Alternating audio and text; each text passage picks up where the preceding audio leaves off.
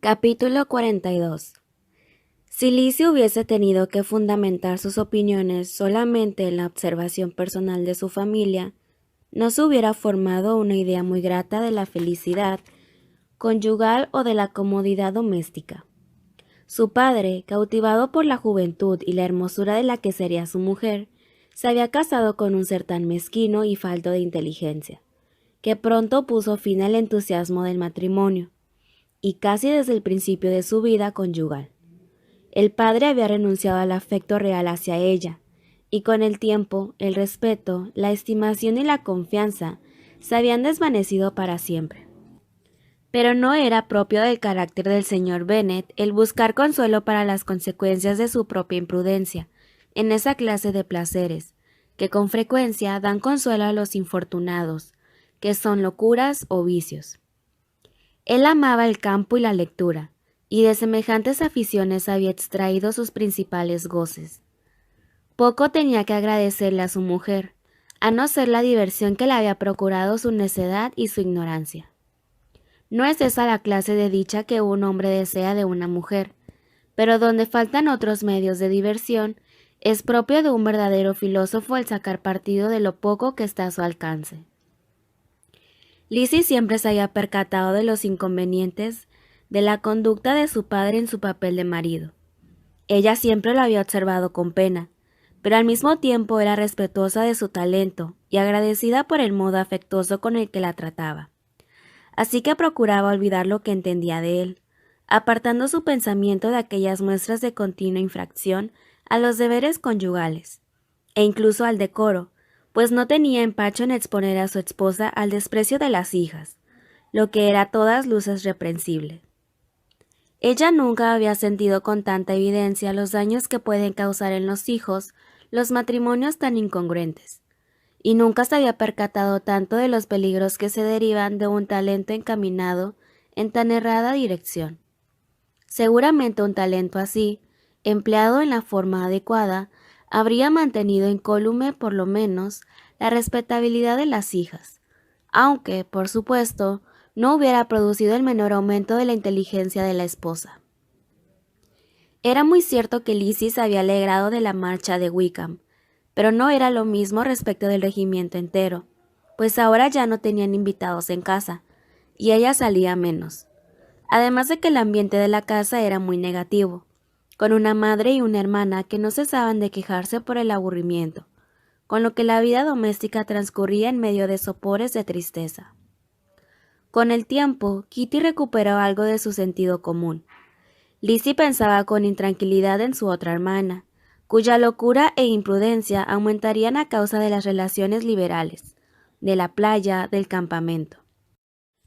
En resumidas cuentas, ahora ocurría lo mismo que tantas veces antes, que un acontecimiento que deseaba tanto, al verlo realizado, no le proporcionaba la dicha esperada. Por lo tanto, era necesario marcar otros modelos para encontrar el fundamento de su felicidad.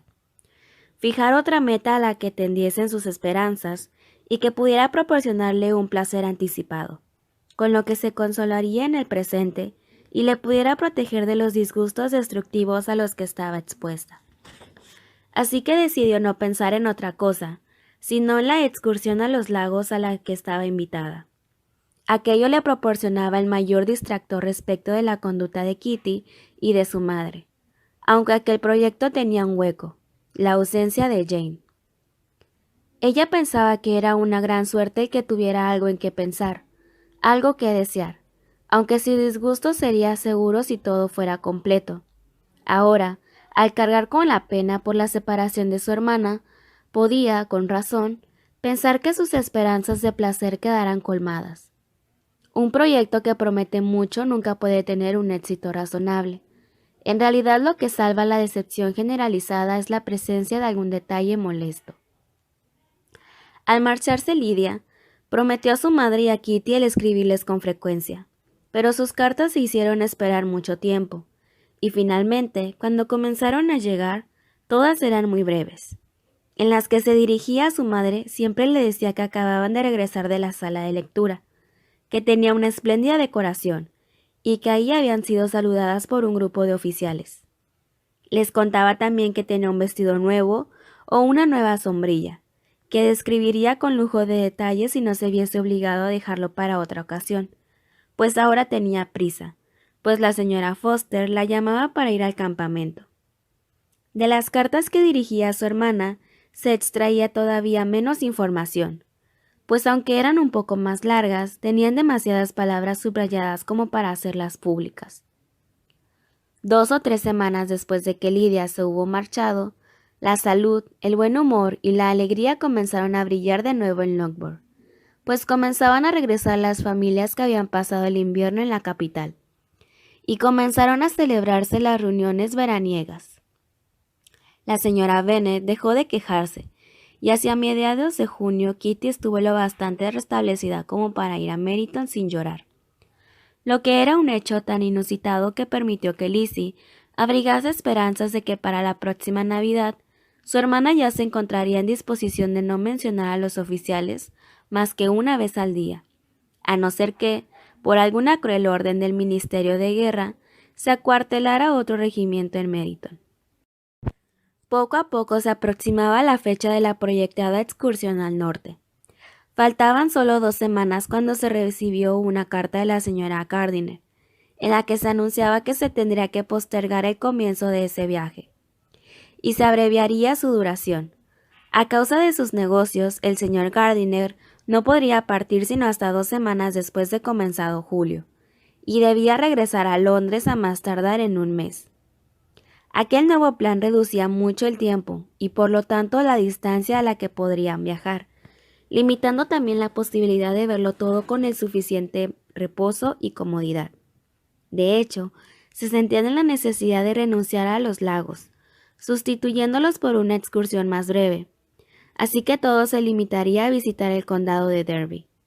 La señora Gardiner afirmaba que en esta comarca había muchas cosas dignas de verse, y se podría ocupar agradablemente el tiempo. A ella le hacía mucha ilusión ir allá. Ella confiaba en que la ciudad donde ella había pasado algunos años de su vida fuera para Lizzie objeto de una curiosidad tan grande como los célebres parajes de Matlock, Chatsworth, Belvedere o Picts. Aquella carta produjo un gran discurso en Lizzie, pues ella había puesto su imaginación en la zona de los lagos, y pensaba que de todas maneras había tiempo suficiente para ir allá. Pero no tenía más remedio que conformarse, y de todos modos estaba decidida a ser feliz ese mes, así que lo primero sería alcanzar la resignación. Ella asociaba muchas ideas con el nombre de Derby. No podía escuchar esa palabra sin pensar en Pemberley y en su propietario. Estoy segura, se decía, que podré entrar impunemente en su territorio y robarle algunos fósiles sin que se dé cuenta. La espera, entonces, se prolongó, y a Lizzie le parecía particularmente larga.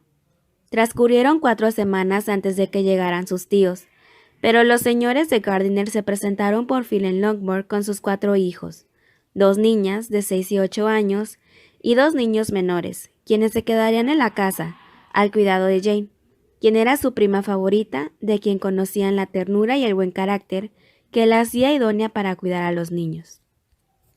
Los Gardiner pasaron la noche en Longbourn, y a la mañana siguiente partieron en compañía de Lizzie, en busca del anhelado esparcimiento. No había duda de que la excursión sería agradable, pues los 3 eran buenos compañeros, gozaban de buena salud y podían acomodarse en cualquier lugar, por incómodo que fuese. No es propio de esta obra el describir las peculiaridades del condado de Derby, o de otros notables puntos que los viajeros vieron en su itinerario. Oxford, Blenheim, Warwick, Kenilworth, Birmingham y otros lugares igualmente conocidos. Sin embargo, nos detendremos en una pequeña ciudad llamada Lambton, que fuera la antigua residencia de la señora Gardiner, donde supo que aún le quedaban algunos conocidos, y a donde se encaminaron los viajeros después de detenerse en algunos parajes para admirar la belleza de la campiña. Al acercarse a la ciudad, el corazón dictó a Lizzie que, a menos de 5 millas de Longbourn, está situado Pemberley, no sobre el camino, sino a 1 o 2 millas de él. El día anterior, la señora Gardiner había manifestado su deseo de volver a ver esta residencia. El señor Gardiner dio su aprobación, y solicitó la opinión de Lizzie. «Querida, ¿no te gustaría ver un lugar del que tanto has oído hablar?», le dijo su tía. «Ese lugar está muy relacionado con algunas personas que tú conoces. Tú sabes que Wickham pasó su infancia allí». Lizzie se vio de pronto en un aprieto, pues sabía que nada tenía que hacer en Pemberley, y tuvo que decir abiertamente que no tenía interés en ver esa residencia.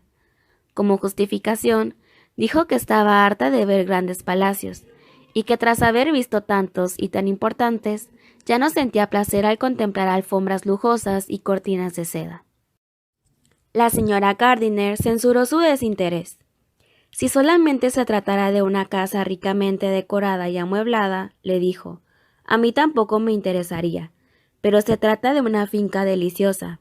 Ahí se contemplan los mejores bosques de la región. Lizzie ya no pudo hablar más, pero su espíritu dejó de tener sosiego, pues consideraba muy seriamente la posibilidad de encontrarse con Darcy durante la visita. Sería en verdad horrible. La sola idea le hacía sonrojar, y entonces pensó que sería mejor hablar con toda sinceridad a su tía que correr tal riesgo. Pero había objeciones contra ese proceder, y a la postre resolvió que la revelación sería el último recurso. Antes preguntaría acerca de las probabilidades de que el dueño de la finca se encontrase ahí.